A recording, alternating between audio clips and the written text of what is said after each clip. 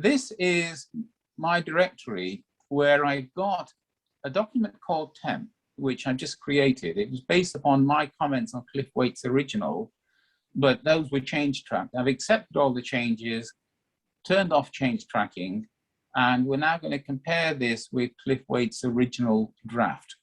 So I'm now going to, I've just behind the scenes gone into Word and close those documents. Let me close the presentation as well.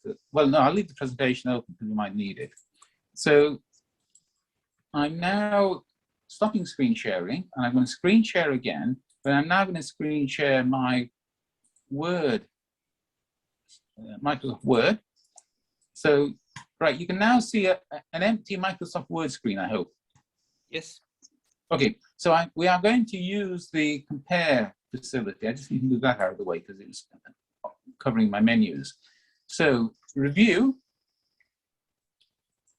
click on review, click on compare, and I want to compare two documents. By the way, the command, which is very well hidden for combining revisions, is just below that. It's this one. That's the one that I used when I was dealing with multiple people editing the response document and combining their responses into it. But let's go back to this compare, because compare I've been using for many years. Combine I only started using recently as part of UXA.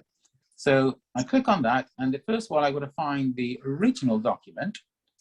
So I now navigate to the original document, which is this one from Cliff. Click on open. I then need to find the revised document, and that's this document called temp that I just created. And there's no change tracking in this document. I made sure it's all gone. And it's going to label the changes. That is editable. I can label it anything I liked. And now I click on OK.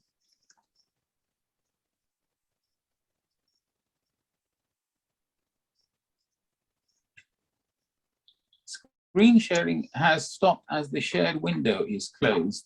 Let me just find that screen and share again to find the compare result. It's created a new window, you see. So you're now, hopefully you can see now a window which has 332 revisions on the left. In the middle is the main document, and on the right are two windows, top and bottom, one being the original, one being the revised. This is actually overcomplicated from my point of view. What I tend to do is just save this document. But what it's done is that it's generated the equivalent of a change tracked document. Yep. And it's done that even though both the original and the revised document had no change tracking. And it looks very dramatic. I think some of the formatting might have changed in between as well. But that I use incredibly often, because you'd be surprised how often you end up being given a document. Let's see, stop share. That's what I'm going to do. How often you end up being given a document which somebody should have change tracked and they haven't. But it means you're not dependent on that. You can just generate your own change tracked equivalent.